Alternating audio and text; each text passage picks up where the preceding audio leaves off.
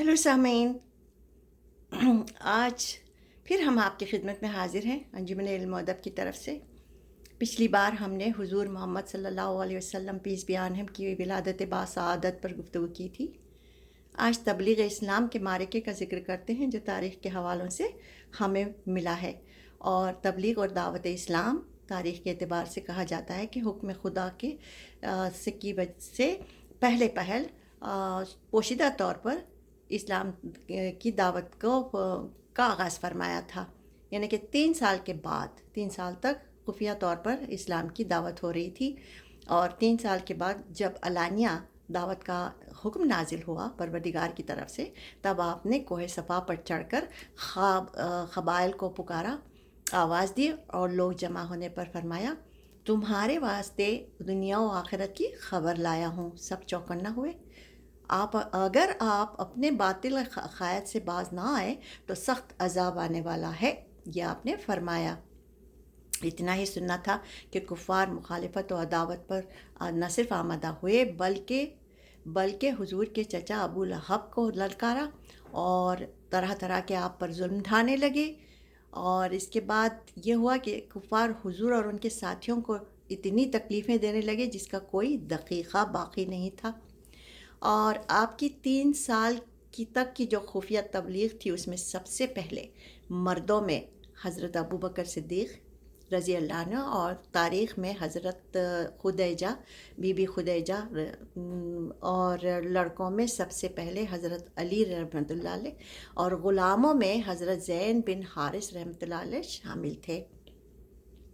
और हज़रत अबू बकर की कोशिश से हज़रत उस्मान बिन अफ़ान और ज़ुबैर बिन अवाम और अब्दुर्रहमान बिन औफ़ और तलहा बिन अब्दुल्ला और साद बिन वक़ास रज़ी अल्लाह अन्हुम ने इस्लाम सबसे पहले कबूल किया। ये तारीख़ से मुझे मिला है। और फिर खुल्लम खुल्ला दीन के तबलीग पर कुफ़ार किए जुल्मात तो इतने बढ़ते जा रहे थे कि इस्लाम तर्क कर दिया जाए, इस्लाम तर्क कर दिया जाए, इस्लाम तर्क कर दिया जाए। कुफ़ार हुजूर पर जो तकालीफ़ देते थे उसकी चंद मिसालें मैं ले आई हूँ। इसमें लिखा हुआ था कि कुफ़ार हुजूर पर मिट्टी डालते थे, गालियाँ देते थे, रास्ते में कांटे बिखेर देते थे, और मजाक उड़ाते थे, और आप पर खह लगाते थे, और पीछे से पत्थर मारते थे, और एक बार तो ऊँट की ओझड़ी आपकी पुश्ते मुबारक पर फेंकी, और जिसे हज़रत फ़ातिमा रज़ी अल्लाह अन्हा ने आकर उतारा और साफ़ किया। अक़बा बिन मोइत नामी ने नमाज की हालत में हुजूर अकरम मोहम्मद मुस्तफ़ा सल्लल्लाहु अलैहि वसल्लम पीस बी ऑन हिम को गले में कपड़ा डालकर उस झटके और ज़ोर से खींचा कि आपका दम घुटने लगा था, और आपके दरवाज़े पर नजासत फेंकी जाती थी। इस्लाम कबूल करने वाले की यही दुर्गत बनाई जाती थी। और फिर भी इस्लाम कबूल करने वालों की तादाद रोज़ बरोज़ बढ़ती जा रही थी। एक दिन हज़रत हमज़ा और हज़रत उमर ने ऐलान फरमाया कि वो इस्लाम कबूल कर लिए हैं। बस इसके बाद जो है इसके बाद जो आपके क़त्ल का प्लान किया गया, मुहर्रम की 7 तारीख़ अक्टूबर 616, मुहर्रम की 7 तारीख़ अक्टूबर 616 ईस्वी तारीख़ बताई जाती है। आपके कुनबे को तबाह करने का मंसूबा बनाया गया और एक अहदनामा खाने काबा में लटकाया गया कि बनी हाशिम और बनी मुतलब के को 3 साल तक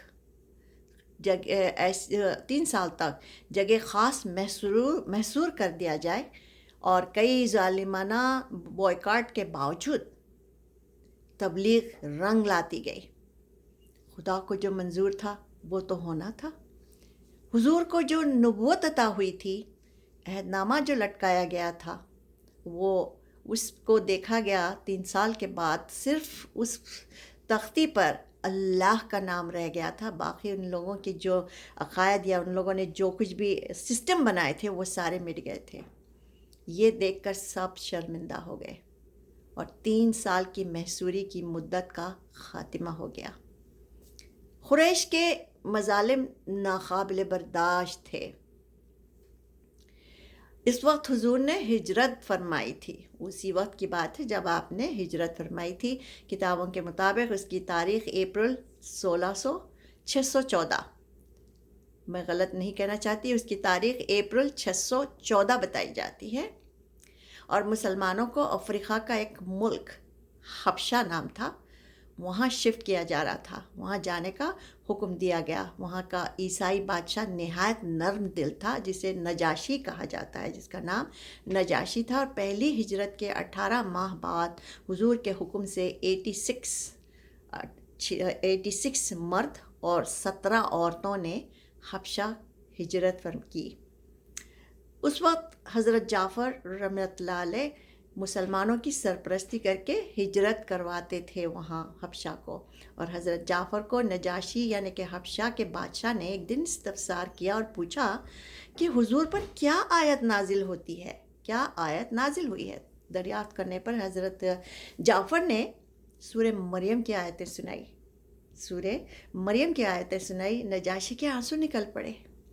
اس کے بعد اس نے وفد کیا، اس نے قریش سے منہ موڑ لیا، اور اس نے انہی دنوں حضور بھی مدینہ شریف ہجرت فرمائے تھے، انہی دنوں کی بات تھی۔ اس کے بعد لوگ دھیرے دھیرے مدینہ کی طرف بڑھنے لگے، آپ کے ساتھ بہت سارے مسلمان مدینہ پہنچے، اور اس طرح انہوں نے ہجرت کی۔ اور اس لیے کہ وہ جو کہنا یہ چاہتی ہوں کہ زینت و تجمل سے یہ سما جو پیارا حضور نے باندھا تھا وہ بڑھتا ہی چلا جا رہا تھا۔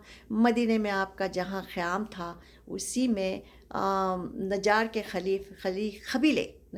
قبیلے کے 2 یتیم لڑکوں کی زمین پڑی ہوئی تھی۔ نجار نام کے قبیلے کے 2 یتیم بچوں کی، بڑے ضروری پوائنٹ ہے سننے کا، زمین غیر آباد علاقے میں پڑی ہوئی تھی۔ اس جگہ کو مسجد کے لیے حضور اکرم نے پسند فرمایا، اور ایک انصاری نے قیمت ادا کی، اور وہ یتیم لڑکے اس کی قیمت لینا نہیں چاہتے تھے، لیکن اس کے باوجود انصار نے اپنی قیمت ادا کی، اور پھر اس جگہ پر آپ نے اپنے ساتھیوں سے مل کر ایک کچی دیوار اٹھائی، اور یہ مسجد نبوی کہلائی۔ آج مسجد نبوی اتنی خوبصورت لگتی ہے، مسجد نبوی کہلائی، جس کے صحن میں ایک چبوترا بنایا گیا جس کو صفا کہا جاتا ہے، اور یہ مسلمان کے لیے بہترین مقام تھا جہاں وہ ٹھہر سکتے تھے، اور اس کی چھت کھجور کے پتوں سے سجائی گئی تھی، بنائی گئی تھی، اور امن و امان نہیں تھا، پھر بھی 4 رکعت نماز وہاں ادا کی گئی۔ صحابہ اکرام کے مشورے سے کئی اذان ابھی شروع نہیں، بلکہ اذان ابھی شروع بھی نہیں ہوئی تھی کہ الگ الگ بات ہونے لگی کہ کس طرح نماز کا وقت سب کو بتایا جائے۔ اس وقت نہ نقارہ تھا، نہ شنک تھی، نہ سیپی تھی، نہ کسی سے بات کریں، کیسے بتایا جائے۔ حضرت عبداللہ بن زید کو خواب میں اذان و اقامت بتائی گئی، آپ کے خواب میں آئے، پہلی بار ہوا۔ پھر حضرت عمر اور حضرت ابو بکر رحمۃ اللہ علیہ کو بھی ایسا ہی خواب ہوا۔ خواب میں کہا گیا کلمات اذان حضرت بلال رحمۃ اللہ علیہ کو مقرر کیا جائے، اور حضور نے پھر اس بات کا حکم صادر فرمایا۔ اسلام کی تبلیغ میں قدم قدم پر ایک ایک مشکل کا سامنا، لڑائی، جنگ، کیا کیا نہ ہوا۔ جن لڑائیوں میں حضور خود تشریف لے گئے وہ غزوہ کہلاتے ہیں، اور وہ جملہ 23 غزوے ہیں، اور 43 سریہ ہے جس میں آپ شریک نہیں تھے، اور صرف صحابہ اکرام کو بھیجا گیا تھا، وہ 43 تھے اور یہ 23 تھے۔ اگلے سیشن میں ہم ان کا ذکر کریں گے جو 23 غزوے کیسے کس طرح سے، کون سے مقامات پر، اور آپ نے کیا کیا مشکلات نہیں جھیلے اس سلسلے کے۔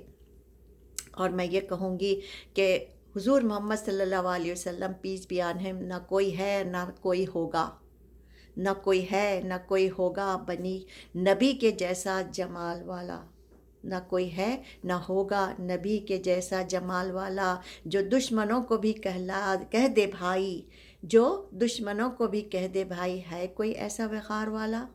آج اس دنیا میں کوئی نہیں ہے جو اپنے دشمن کو بھی بھائی کہتا ہو، اور ایسے مظالم سہے ہیں اور اپنے قاتلوں کو بھی معاف فرمایا ہے۔ اللہ ہم سب کو استقامت عطا فرمائے، حضور کے حسن اخلاق اور آپ کی دی ہوئی تعلیم پر چلنا نصیب فرمائے، گناہوں کو معاف فرمائے اور ہمیں راستہ صحیح دکھلائے۔